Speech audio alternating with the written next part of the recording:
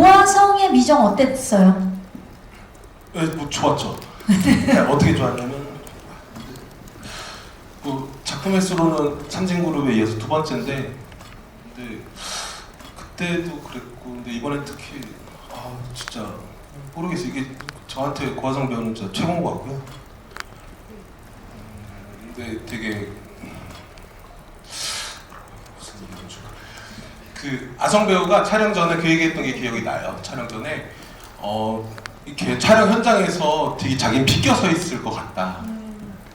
그러니까 배우라고 하면은 이렇게 영화 촬영장이라는 거는 조명도 그렇고 카메라 앵글도 그렇고 배우를 중심으로 이렇게 세팅이 되는데, 그 현장에서 뭐 찍을 때 당연히 들어가지만 근데 컷과 컷 사이에서는 그냥 이렇게 구석에 어디 있거나 이렇게 비껴서 있을 텐데 그걸 어색해하지 않았으면 좋겠다 이런 얘기를 해줬던 게 캐릭터 본질적인 얘기인데, 이 인물 자체가 시작점에서는 되게 사람들의 관심도 없고 사실은 그냥 어둠 속에서 이를테면 방치된 어떤 사람 혹은 방치된 어떤 어두운 전구 같은 캐릭터여서 그런 사람을 시작점을 딱 잡아준 게 너무 좋았고, 그리고 저는 또 해보고 싶었던 게 어둡고 음울한 인상의 캐릭터지만 사랑을 하게 되면서 이 사람이 빛났으면 좋겠다. 또 이게 어둠과 빛의 영화기도 해서 그래서 근데 딱 그렇게 개념적으로만 있었는데 영화를 보면서 문득 이렇게 찍을 때 이 단계에 따라서 진짜 정말 그러니까 어떤 진정한 의미의 아름다운 얼굴이랄까? 아름답다? 그러니까 아름다움이라는 게 되게 상대적인 건데 그냥 정말 이렇게 연애할 때 혹은 누군가를 정말 사랑할 때 그 사랑하는 사람의 얼굴이 정말 아름답게 보이잖아요. 그게 어느 순간 이렇게 나와서 되게 이렇게 남더라고요, 마음에. 그래서 정말 감사하게 생각하고 있습니다. 감사의 마음과 찬사를 보내고 계세요. 예. 변요한 배우의 요한 어땠어요? 요한은 되게 영화로 나왔고 요한 배우가 연기를 해서 되게 저런 캐릭터인가 보다 하지만 되게 연기하기 어려운 이게 되게 그냥 다 갖다 붙일 수 있거든요. 아까도 말씀하셨지만 뭐 상처 받았지만 안 받은 척, 혹은 자 희망 그럼 또 절망이 있고, 웃음 그럼 눈물이 있고, 그렇게 되게 상반되는 것을 되게 오가는. 그래서 영화 보시면은 저는 그렇게 상반되는 거를 다 왔다 갔다 하는 거에 최고봉은 변요한 배우라고 오랫동안 생각을 해와서 이렇게 정반합이라고나 하나, 언밸런스의 밸런스로. 그래서 영화 보시면은 되게 싸늘하게 있다가 또 씩 웃는 어떤 클로즈업 컷이 하나 있는데 그게 너무 좋아요. 저는 그거가 너무 좋은데 이 영화에서 그거를 할 수 있는 배우는 요한 배우밖에 없었고, 다만 시나리오 쓸 때는 이게 너무 이게 상반되는 이거니까 이런 사람이 정말 있을까? 이런 생각을 많이 했었었는데 영화를 찍고 편집하면서는 그냥 되게 낯설고 어떤 사람일까 싶은 동시에 또 되게 친근한, 그냥 쓱 웃으면서 뭐하냐? 이러면서 이렇게 다가올 것 같은 그런 정말 친근한 어떤 사람으로 이렇게 땅에 딛게 해줬어요. 진짜 존재하는 인물처럼. 그 요한이라는 캐릭터 이름이 요한인데 변요한 씨를 두고 쓰신 건가요? 아닙니다. 원작 소설에 요한이 나오고 공교롭게도 그렇게 된 것인데, 그래서 여기서는 박요한이고요.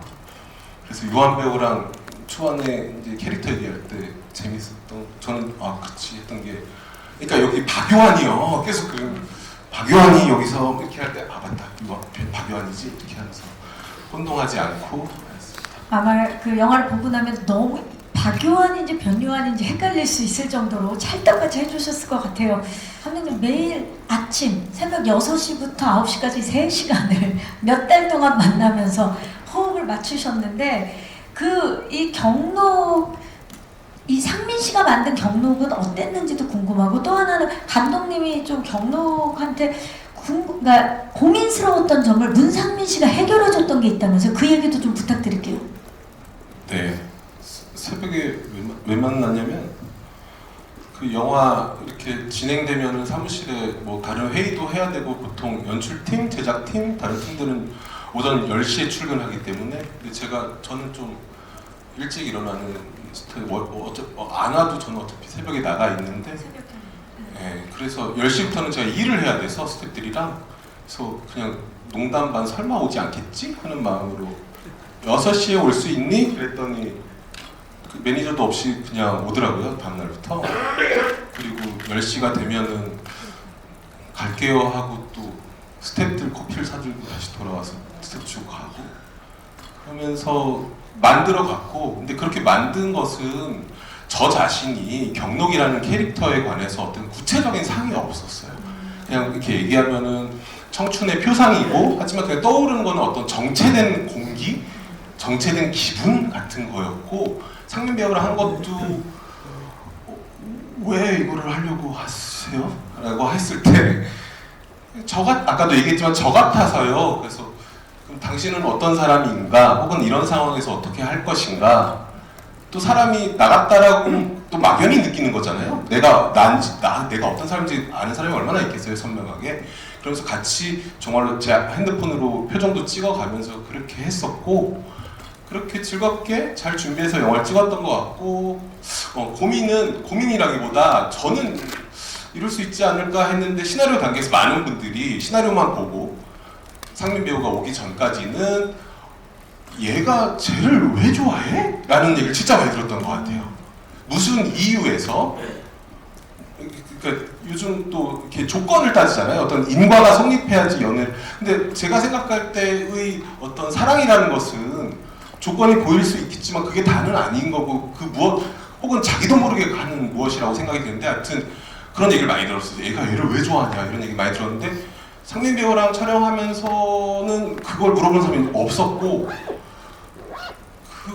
그래서 문득 저도 안 물어보니까 생각을 못 하고 있다가 영화를 완성할 때쯤에 물어보는 사람이 없네. 왜 그랬을까? 생각해 보니까 그건 문상민이라는 배우가 혹은 사람이 굉장히 진심이 있는 솔직하고 그게 이렇게 묻어 나와요 이 영화에서. 그래서 고맙게 생각하고 있습니다. 참 좋네요. 왜냐면 세 분이 캐릭터를 얼마나 사랑하는지가 너무나 느껴지고 세 분이어야만 했네요. 지금 이야기를 들어보니까. 그렇기 때문에 이 개성 넘치는 세 명의 청춘 케미가 너무나 궁금합니다. 자, 진짜 이런 산소 같은 조합을 어떻게 생각해 내신 거예요, 감독님? 어쩌다 보니 그렇게 됐습니다. 근데 이게 그렇잖아요. 아마 또 기자님들도 이렇게 친구들이 있잖아요. 특히 20대 시절에 친구들을 어떤 계산하고 만나지는 않잖아요. 살다 보니까 어쩌다가 만나게 되고 어쩌다가 얘기하게 되고 어쩌다가 같이 시간을 보내게 되는 것처럼 세 분도 그냥 어쩌다가 이 영화에서 만났는데 근데 인연인 거지. 네, 청춘의 그 어쩌다 만난 사람이 시간이 지나고 나면 오래 기억에 남고 너무 소중한 관계가 되잖아요. 그래서 세 사람도 그렇게 어쩌다 만났는데 영원히 기억될 캐릭터들일 것 같아요. 아송 씨가 들어갑니다. 자, 변유한 씨. 어려운 길로 가고 계세요. 어려운 길로. 왜 달려왔어요? 걸어와도 괜찮은데.